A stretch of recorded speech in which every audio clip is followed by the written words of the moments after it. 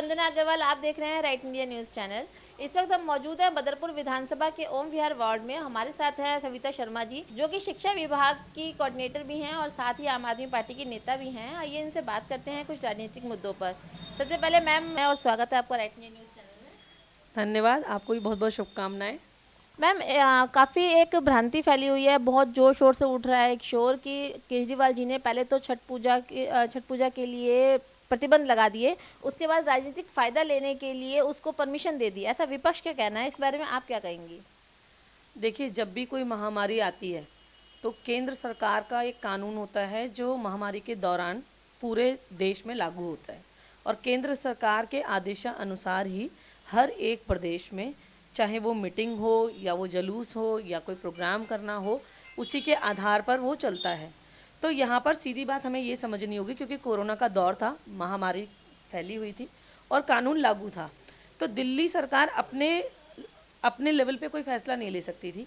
तो उन्होंने, क्योंकि दिल्ली सरकार तो हमेशा आपने देखा होगा प्रवासी, जो दिल्ली में क्योंकि सबसे ज़्यादा प्रवासी यहाँ पर हैं और प्रवासियों के लिए ही काम करती आई है अभी तक, तो हमेशा सरकार प्रवासियों के फेवर में रही है। तो ऐसा तो हो ही नहीं सकता कि दिल्ली सरकार छठ पूजा के लिए मना करे, बल्कि दिल्ली सरकार ने चिट्ठी लिखकर केंद्र सरकार से परमिशन मांगी कि परमिशन दे दी जाए, ताकि यहाँ के लोग जो रह रहे हैं यहाँ पर वो उस त्यौहार को दिल्ली में ही मना पाए। लेकिन पहले तो केंद्र सरकार ने परमिशन नहीं दी, क्योंकि जैसे कि एलजी करता धरता दिल्ली के बनाए गए हैं यहाँ पर, तो पहले उन्होंने परमिशन देने से मना कर दिया। जब ये मीडिया में बात फैलने लगी, जब हो हल्ला शुरू हो गया, तब जब दिल्ली सरकार की चिट्ठी लोगों के सामने आ गई, तब केंद्र सरकार ने जाकर कहीं हाँ भरी। लेकिन अब क्योंकि थू थू हो गई थी, तो उसको ठीक करने के लिए उल्टा ही दिल्ली सरकार के ऊपर ये लोग रख रहे हैं, जबकि परमिशन देने में सबसे ज़्यादा कोताही जो बरती है वो बीजेपी ने बरती है। मैम, बदरपुर में रविवार को 4 पार्कों का उद्घाटन हुआ है, जो कि कृष्णपाल गुर्जर और रामवीर जी के द्वारा हुआ है, तो इस बारे में क्या कहना है आपका? देखिए, इलेक्शन बहुत नज़दीक आ चुके हैं, और पहले भी सन 2017 में भी यहाँ पर पार्कों का उद्घाटन हुआ था, 3-4 महीने करीब पहले। एक पार्क का आपको मैं एग्जांपल दे देती हूँ, मीठापुर में ही, यहाँ पर हम लोग गड्ढा बोलते हैं उसको, वहाँ पर एक जगह पर वो उद्घाटन करके गए थे पार्क के रूप में। लेकिन आज आप उसको जाकर देखिए, कूड़ा घर बना हुआ है। तो पार्क सिर्फ जिस समय चुनाव होते हैं उस समय वो पार्क होता है, लेकिन एक्चुअली वो जगह बनाई जाती है ताकि वहाँ पर कूड़ा इकट्ठा किया जा सके, और यहाँ के निगम पार्षद ने बिल्कुल कूड़ा घर बना के रखा हुआ है। और अब जो 4 पार्कों का जो उद्घाटन करके गए हैं, आने वाले समय में मैं गारंटी दे रही हूँ वो भी कूड़ा घर आपको दिखाई देंगे। मैम, सुना है केजरीवाल जी की तीर्थ यात्रा फिर से शुरू हो रही है। हाँ जी, फिर से शुरू हो रही है, मतलब पिछले साल से ही चालू है तीर्थ यात्रा तो, और हमने सरकार ने हज़ारों लोगों को तीर्थ पे भेजा है। और क्योंकि वो बेटे हैं दिल्ली के, और हमेशा अपने बड़े बुज़ुर्गों, माता पिता, बहन भाइयों के बारे में सोचते रहे हैं, तो उसी के तहत 4 धाम यात्रा तो पहले से चल रही थी हमारी। लेकिन अभी इसी दौरान उन्होंने राम मंदिर अयोध्या का भी एक रूट इसमें ऐड किया है। तो अब अयोध्या भी जाने के लिए पूरी प्लानिंग हो गई है कि हम अयोध्या भी दर्शन के लिए लोगों को भेजेंगे। मैम, 10 हफ्ते 10 मिनट 10 बजे का ये जो केजरीवाल जी का अभियान था डेंगू को लेकर, वो कहीं ना कहीं फेल होता नजर आ रहा है, क्योंकि डेंगू का प्रकोप, डेंगू के मरीज बढ़ते चले जा रहे हैं, तो इस बारे में आप क्या कहेंगे? देखिए, 10 हफ्ते 10 बजे 10 मिनट का जो अभियान है, आप पिछले साल देखिए इतना सफल रहा। जब ये शुरू हुआ तो पार्टी का हर एक कार्यकर्ता तो छोड़ ही दीजिए, दिल्ली के हर एक बंदे ने इसमें अपना योगदान दिया था, और हर घर में पानी इकट्ठा होने से रोका गया था। और पिछली बार बिल्कुल भी डेंगू के केसेस नहीं थे, अगर आपने देखा होगा तो।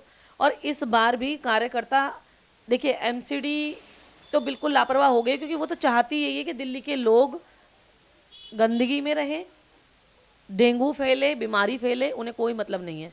उन्हें सिर्फ जीतना था, करप्शन करना है, और बैठ गए जीत के, उन्हें कोई लेना देना नहीं है काम से और या किसी भी चीज़ से। उसी का खामियाजा भुगत रहे हैं, जो कि डेंगू आज आप देख रहे हैं। लेकिन क्योंकि दिल्ली, हमारे अरविंद जी ने 10 हफ्ते 10 बजे 10 मिनट का जो अभियान शुरू करा, उसमें दिल्ली के सारे वॉलेंटियर पार्टिसिपेट कर रहे हैं, और अपनी तरफ से नालियों में चाहे दवाई का छिड़काव हो या फॉगिंग हो, हर घर, सड़क पे, हर गली में, हर कूचे पे खुद से कर रहे हैं। जबकि ये एमसीडी का काम है, लेकिन क्योंकि हम यहाँ रह रहे हैं तो हमारा भी फ़र्ज़ बनता है कि हम डेंगू को रोकें।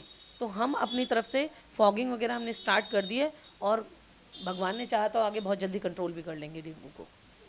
मैम बात अगर अदर पार्टी की करें, कांग्रेस की बात करें, तो कांग्रेस एक पोल खोल अभियान चला रही है जिसमें उसने टारगेट केजरीवाल जी को बना रखा है। केजरीवाल जी के पिछले जितना भी उनका कार्यकाल रहा है उसकी पोल खोल रही है, बता रही है कि केजरीवाल झूठ बोल रहे थे। क्या कहेंगे?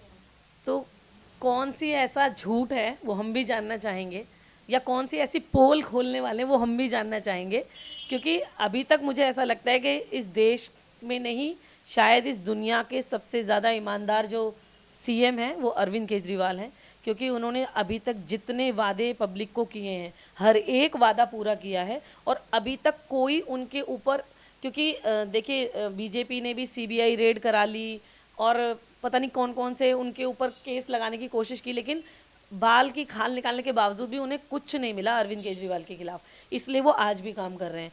जितने वादे करे सारे वादे पूरे हुए हैं। तो मैं ये ज़रूर जानना चाहूँगी कि वो कौन सा ऐसा पोल है जो कांग्रेस खोल सकती है, खोलना चाह रही है, क्योंकि हमने तो बिजली हाफ कहा था, माफ़ कर दी, 200 यूनिट बिल्कुल माफ़ है। बसों में महिलाओं के लिए सफ़र माफ़ है, कहीं भी चली जाएं महिलाएं, उसका उनका किराया नहीं लगता है। पानी बिल्कुल फ्री चल रहा है और मोहल्ला क्लिनिक आप देख लीजिए, दवाइयाँ बिल्कुल मुफ्त मिल रही हैं।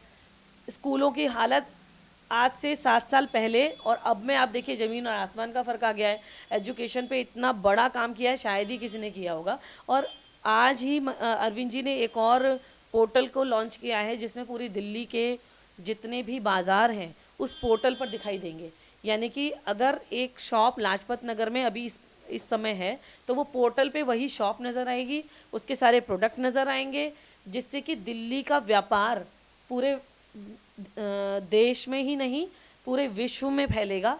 और क्योंकि अभी से 2-4 ही बड़ी कंपनियां हैं जिन्होंने उसको हथियाया हुआ है, ऑनलाइन बाज़ार को हथियाया हुआ है, तो उनको कंपटीशन देने के लिए हमारे जो छोटे वेंडर्स हैं उनको भी हम उस पोर्टल पे ला रहे हैं ताकि वो अपना डायरेक्ट सामान वहाँ बेच सकें।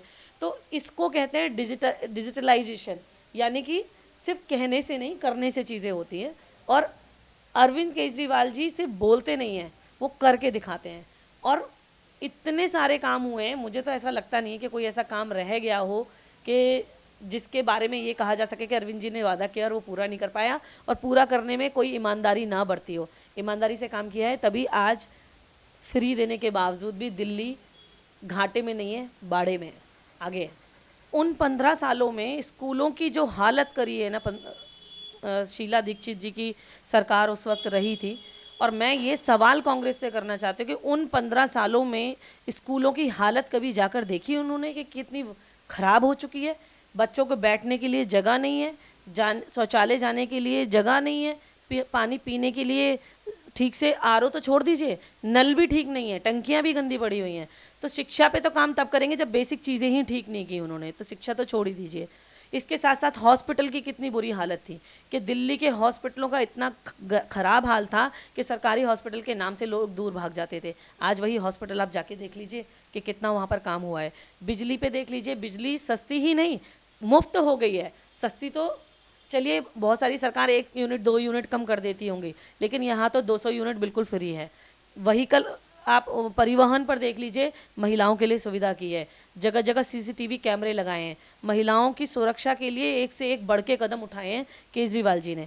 और 15 साल के कांग्रेस की जो सरकार रही है और 5 साल आम आदमी पार्टी की सरकार है और केजरीवाल जी की जो सरकार रही है, अगर दोनों में अगर आप कंपैरिजन करें या देखें तो अरविंद जी ने 5 साल में वो काम करके दिखा दिए जो 15 साल में भी कांग्रेस नहीं कर पाई है।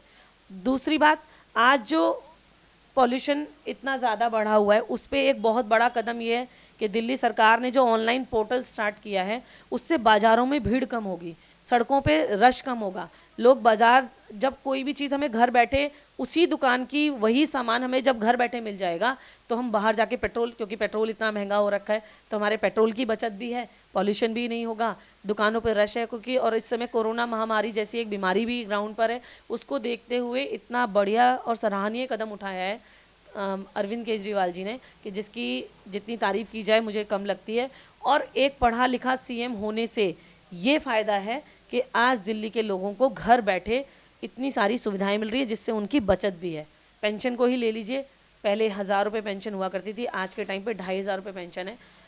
कांग्रेस कहाँ पर टक्कर देगी और कहाँ पर सवाल खड़े करेगी, पहले खुद जवाब दे दे इन बातों का कि 15 सालों में उसने क्या किया।